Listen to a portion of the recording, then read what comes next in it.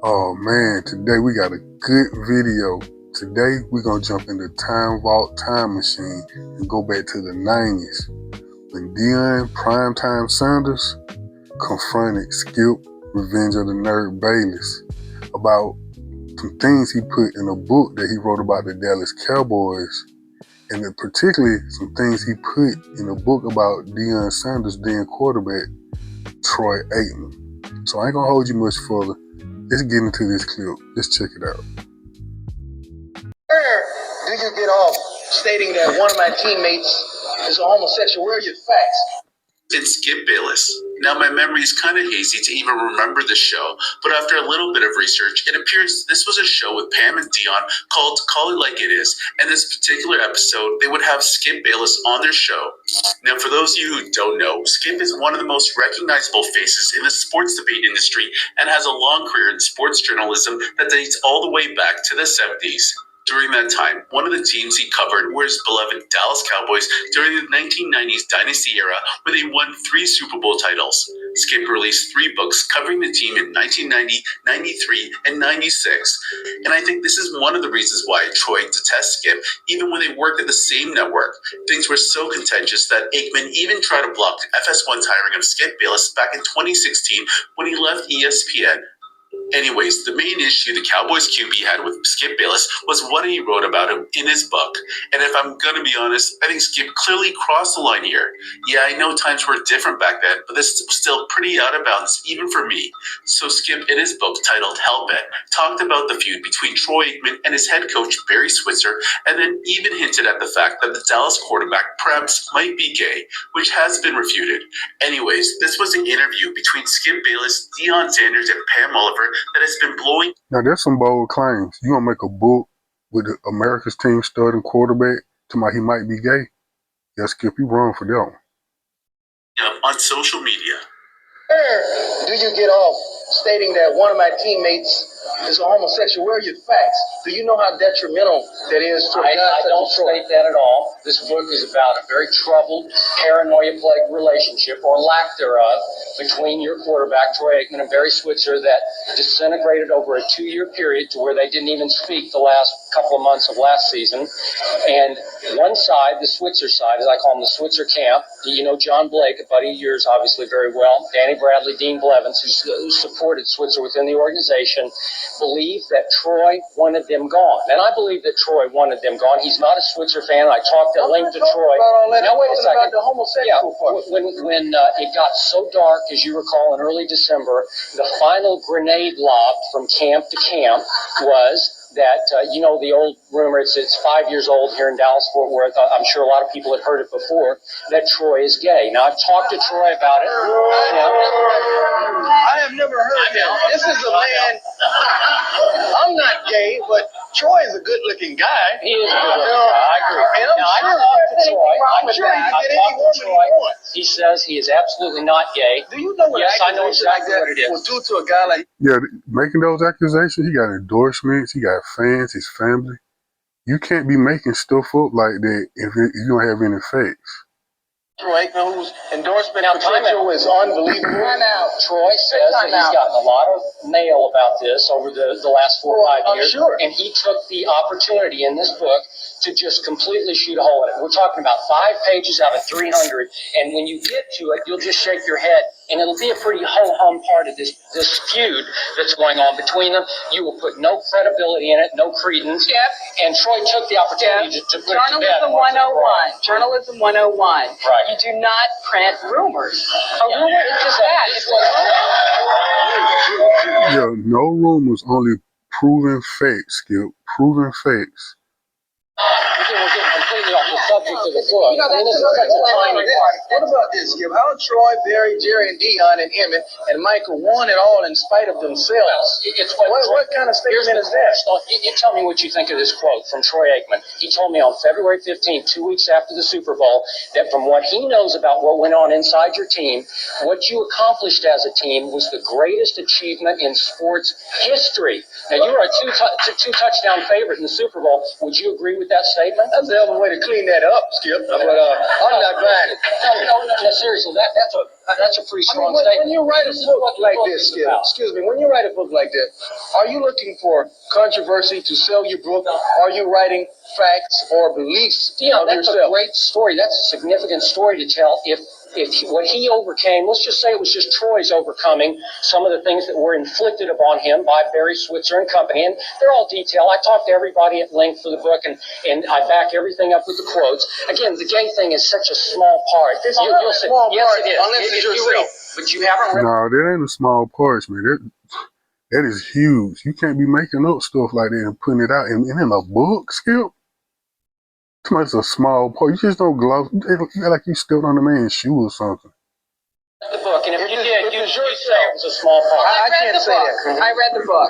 Okay, and I found a lot of it just to be regurgitated old cowboy stories. We've heard them all. No, I think you haven't heard any of these stories. Yeah, I think we have. We've heard about Kevin Williams. We've heard about all of these things. We've heard about the Troy Berry friction. We've But heard nobody a lot of reported these the stories. backdrop of the story. It's a character study between two very strong men who sometimes under the incredible pressure that we inflict here as a group on the coach and quarterback of the Dallas Cowboys, occasionally they became these sort of irrational, paranoia-plagued combatants during the year.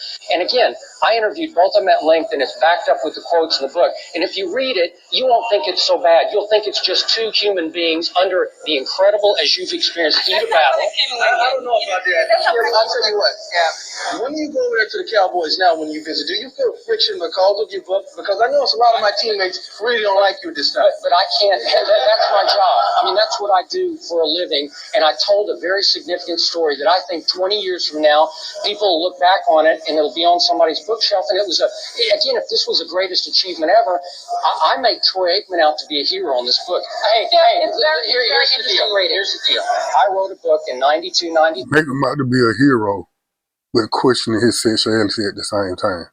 How did that even make sense? You made him out to be a villain. If anything, you put something in your book that you knew was controversial, that people want to pick it up and read. That's all it was. It was a selling point for you to get your book bought. On Jimmy versus Jerry Jones, Jimmy Johnson, and everybody said, well, you exaggerated all that. And then 5 months later, what happened? Jerry fired Jimmy, and everybody said, that's impossible. That could not have happened, and it was all in my book. That's what I do for a living. I'm a reporter, and I'll stand on 25 years of reputation, and I don't think we've heard the end of this yet. I haven't, because you know what I found about this book after reading this book? There seems to be a lot of personal stuff in this book. Yeah. There are a lot of different things between you and Troy and you and Barry. You almost pitted everyone else against everyone else, unbeknownst to them. Well, now you tell me, did they speak the last 2 months of the season? Yes, they did. No, they did not.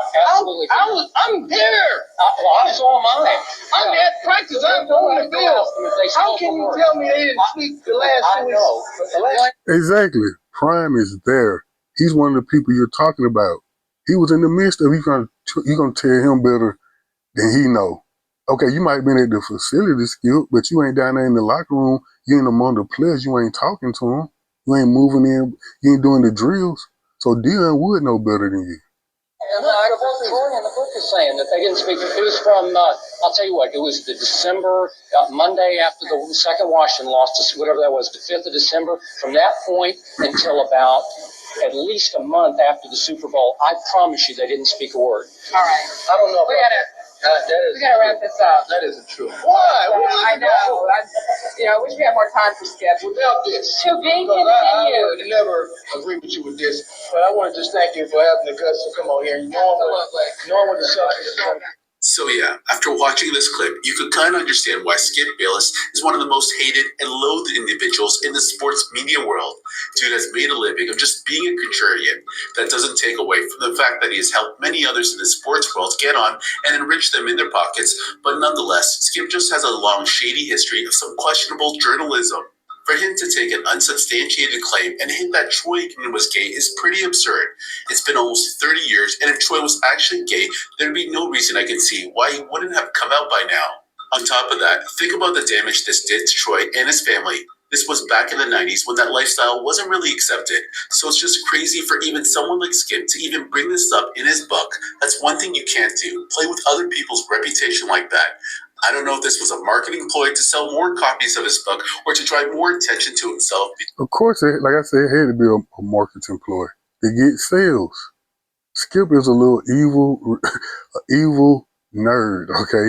He ain't got an athletic bone in his body, but yet he knows everything. He knows all the stats. He knows what you should have did, you know what you shouldn't have do, okay?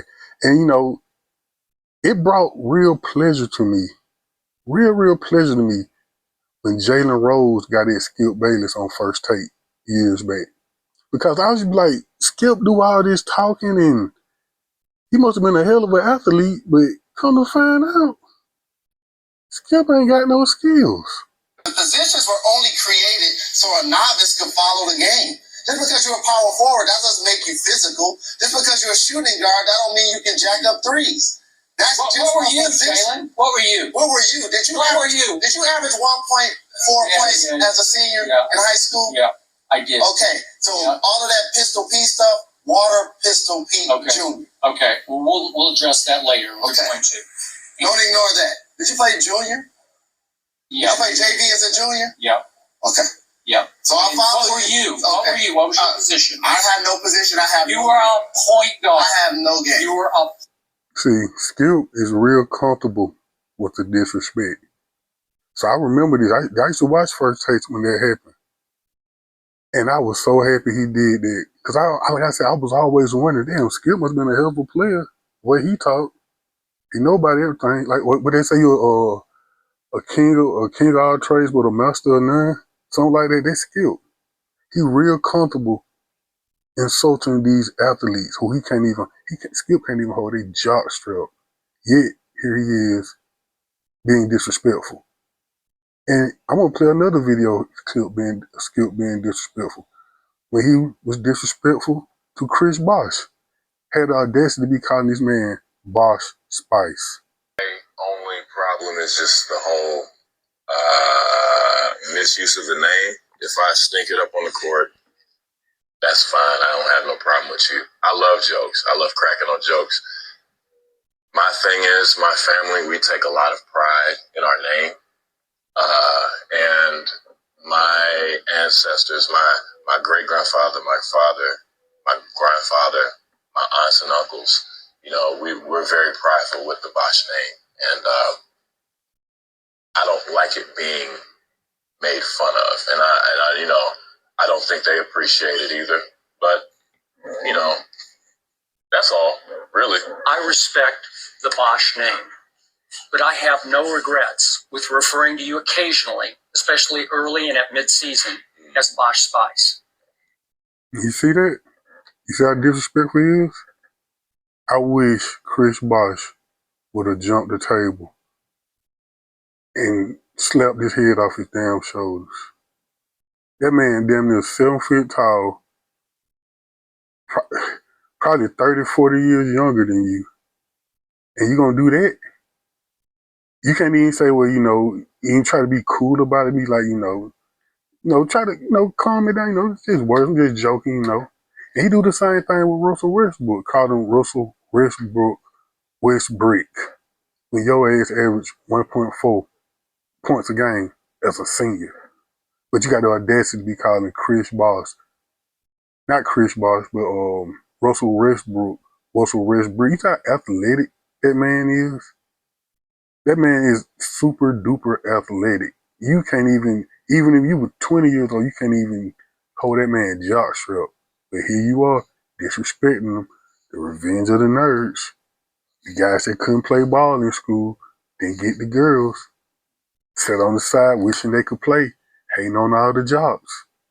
Okay, I'm gonna play one more video before we get out of here. Even though it was plenty of stuff, Skip Bayless is one of the most disrespectful little dorks ever. He disrespects Michael Vick, Floyd Mayweather. He disrespects them two like he thought he did something to somebody in their family where he go at those two. He don't do it much now, but back 10, 15 years ago, that's all he did. He disrespects what's his name? Chris Carter. I don't get too much care for Chris Carter, but yeah, he disrespects him on video. And we ain't gonna forget about what he did to Shannon Sharp. And Shannon Sharp was carrying his sorry ass on that show. He gonna disrespect Shannon Sharp. But check this out. This when Richard Sherman had to get at the fool. you are, because you got people out there looking at you and saying, he's just talking smack. How good do you believe you are? Well, I believe my numbers speak for themselves. I mean, my tape speaks for itself. My tape is my resume. That's what I leave it up to. I mean, you can say whatever you want. Skip can say whatever he wants, but Skip, whenever you refer to me, whenever you speak to me, whenever you address me as all pro Stanford graduate, because those are some accomplishments you can aspire to. You will never accomplish. You have never accomplished anything. So, but those things are on my resume. Those are what I've done. It's my second year in the NFL, going on my third. I mean, you tell me who's wrong. Okay, I'll accept that. I think I've accomplished. Look at the way Stephen A. looking up there. It kind of like Stephen. Just pay attention to the way Stephen A. looking. It's kind of like he agreeing with what Richard is saying with his facial expression. Just keep notice of it though. More in my field than you have in yours, though you're just getting started. So I'm the top of my field. So I'm all pro. I'm the best. One of the best 22 players in the NFL. You're going to brush it off, but I don't think you're the best 22 anything in sports and in media and anything. I think you think more of yourself than you actually can, prove. But okay. Do you think you're better than Darrelle Revis is right now? In my 24 years of life, I'm better at life than you. Okay. So all right, that's fair. Let's get down to let's not get personal here. I just want to know, do you think you're better than Darrelle Revis is right now? I'm better than you. So I have nothing to say about him. I mean, that's pretty much done. My numbers speak for themselves. Now you want to trash talk me, which is totally cool with me. Actually, I'm on a campaign to do a lot of community service. I know you are at your high school. We're going to talk about that in just a minute. High school, speaking to high school kids. What's your goal? Richard, what's your motive here? To be the best NFL corner in. Okay, but do you want to promote yourself into a bigger name, a household name, so that you can do more commercials and maybe have your own show? Is that your goal? The first team All-Pro is my goal. I accomplished it. So now it's on to bigger and better things. Those are my goals. Those are always going to be my goals. Fine. That is perfectly fine because I understand that. I am intelligent enough, capable enough to understand that you are ignorant, pompous, egotistical, cretin. And that's really what it comes down to. And I'm going to crush you on here in front of everybody because I'm tired of hearing about it. I think you're having a problem crushing me because you've avoided every question that we've asked you about why you're engaging in so much trash talk with Revis and Roddy and all the others. I'm talking to you right now. This isn't about any of them. So let's talk here, right now. I mean, you're bringing up. So you can tell Sherman came on the show for smoke. Everybody was fed up with Skip Bayless at this point in time. He was on a complete rampage. He was a dork news reporter that was getting his revenge on the athletes, particularly the black ones. Okay, by trying to make a fool of them. The only white one I saw was Troy Aikman. That's the only one I saw. Since I've been knowing Skip Bayless, he's been going after nothing but black athletes. And Sherman came for the smoke. Sherman came to put him in his place. Old stuff. We're not talking about that. I'm talking about right here, right now. On the screen, it says 12 picks, 4 forced fumbles in 2 NFL seasons. Let's talk about that. Okay, until Richard. Otherwise spoken. Richard, you're not letting the numbers speak for themselves. You're speaking for Richard Sherman. Again and again and again, you're taking away the focus of how good you were the last 2 years on the field because you're only becoming known for your trash talking. Because you're not listening. You're not actually paying attention. That's all I can do. I hear you every day. Today was apparent. It was obvious that you didn't watch the season. You didn't watch my tape. You said I'm not even in the same class, the same discussion. You're not. That's when you lose credibility. That's when you lose credibility. No, I don't. I gain it. You couldn't argue valid points to prove that. You couldn't argue anything. You could just say it. That's an opinion, and that's why your opinion is discredited because there's no facts behind it. There are facts to everything I say. There are facts that's See, there were no facts behind what he was saying about Troy Aikman either, but yet he found the audacity to put it in a book. Things I say. Explain to me your facts. I'm listening. Darrelle. Let's see if he can do that. And what happens on 2nd and 2 at the 26? My guy waves out. My guy waves out, just like Chicago. It's the Chicago nightmare all over again. Zeke waves out. Take me out, coach. Oh, we ain't going to talk about this. Take me out. It's my turn. It is. You told me it was my turn. You can talk all that you want to, yell and scream. You lost. It is my turn. You lost the game. It's my turn. Take as long as you want. You still lost. See, that's the Skip I know. Okay? That's how Skip really is on the inside. It's my turn. It's my turn to talk. Like a little dork, man. Stop it, Skip. I lost all respect. Well, I really never had respect for Skip Bayless. Skip is a damn nerd who's taking it out that he has no athletic ability on all the black athletes. Okay? He is a complete dork with a microphone and a pen that just says the first thing that come out of his mind. Okay?